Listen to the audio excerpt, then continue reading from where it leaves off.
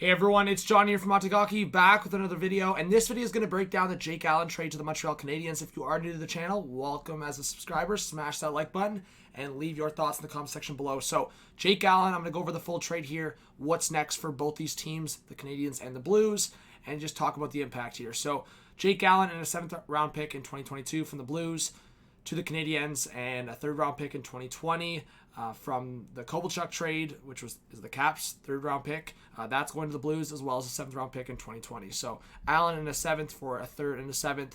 Allen 30, played in 24 games, 12-6-3 record, 215 goals against average, 927 save percentage. Something I've noticed with Allen, and this is a big, I would say, point for coming to Montreal, is he's been a lot better as a backup and a lot better when the pressure has been taken off him. I mean, we know he's been with the Blues for a while now, and when Binnington came in, it helped his play, especially this past year. I think being behind Carey Price and arrested Carey Price, that's going to help him a lot. And also for a guy like Caden Primo in the AHL, that's going to help his development a lot, getting that time in the AHL, not have to stress. And he's only 21. We know goalies are going to take a bit to develop. So if I'm looking at the whole situation, this is a good trade for Montreal. I think if you're looking at the cap hit, 4.35 for 1 year. It's an expiring deal, only 1 year left. Yeah, it's expensive. It's expensive to be paying almost $15 million for 2 goaltenders. But if you're Bergevin, you have some cap flexibility, and you are looking at a situation where you still have $14 million left. Yes, you have to sign a guy like Max Domi or trade him. He just hired Darren Ferris. We know the whole Mitch Marner shenanigans. We know a lot could go down, but I do think Max Domi could be the next move. You either sign him, and we'll see what kind of deal that is, or you make a trade. Will Bergevin feel inclined to make a bigger deal, a deal that could include a first-round pick? That will be interesting. I don't think Bergevin's afraid to do that. What's the future of Victor Mete? Romanov coming into the picture. Do you still go for a left-shot defenseman? Do you still go for a top-heavy forward? But regardless, Habs fans, you now know your goaltending situation for at least the next year is settled. I know some people are going to be like, oh, you get Allen now. Do you trade Carey Price? No, Carey Price is under contract for another 6 years. Allen is an expiring deal. I think you're waiting for Caden Primo to come and see what he has to offer. But right now, you have a tandem going into next year of Price and Allen. So 4.35, that's off the books now for the Blues. So if you're looking at the Blues perspective, is that getting closer to signing Pietrangelo? I think there's other moves to come for the Blues. Obviously, Alex Steen has 1 year left on a no movement clause, so I think Steen with his family, I think he's pretty comfortable. I don't know if he's going to waive that. I think Blues fans have talked about that. So is that now you go to trading potentially Jaden Schwartz, 1 year left, over $5 million, and he had a pretty good year, like 50-something points in 70 games. So I think Schwartz had a good year, and you can get a return. And that would definitely clear enough cap space for both Vince Dunn and Pietrangelo, and beyond that for other contracts as well. Pietrangelo is obviously the big one. Is it going to be over $8 million? We don't know. What's the price point going to be? Does he have to take less to stay in St. Louis? I think he wants to stay in St. Louis.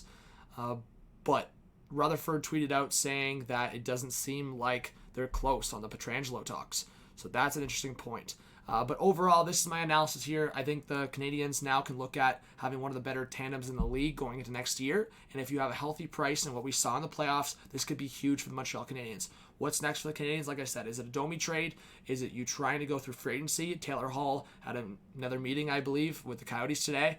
So is Taylor Hall going to be a target for the Montreal Canadiens? Are you going for a smaller fish? Are you going for a defenseman for free agency? Are you going to sign Petrie to an extension? Are you going to sign Tatar to an extension? There's so many question marks still with the Canadiens.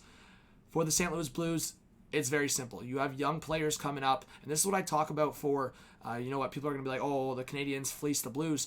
But on the other side, it's like the Blues got rid of the contract that they didn't believe they were going to get rid of. I mean, if Jake Allen didn't have the year that he just did, this Allen contract wasn't going anywhere. He put up great numbers in a reduced role. Only 24 games, but he put up a 927 save percentage. That's attractive for teams. And yes, a 435 cap. I mean, the Blues just move on and they get a 3rd back from it. I think that's actually really good for the Blues, especially considering, and this is the one criticism maybe I'll point towards for the Habs in this scenario, is that you probably could have looked at the free agent market. Like, this is like one of the biggest goalie free agent markets we've seen in like years. I mean, I could list off a few. I mean, just Grice, Hudobin, Leonard. There's a bunch, right? So those are just 3 to name. I mean, you can go down the list.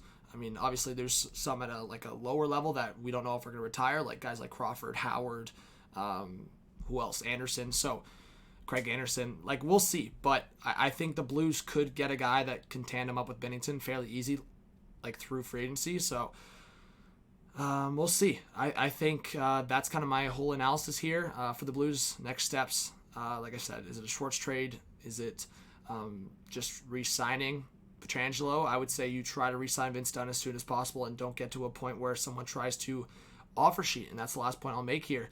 Do the Habs go for an offer sheet? They're a team that could you target a guy like Sergachev or target a guy like Vince Dunn? I don't think the Habs are done in terms of being aggressive. I think we know Bergevin can make some crazy moves, and we don't know if the Habs and Blues are done dealing with each other, especially if the Habs force themselves in and see if they can maybe throw an offer sheet at Vince Dunn. But there's a bunch of other guys. I know a lot of Habs fans I've talked to really want Sergachev back. So we'll see on that end as well. But thank you so much. Please subscribe if you are new. Smash the like button and leave your thoughts down below. This was John from Hockey. Have a good one. Peace out.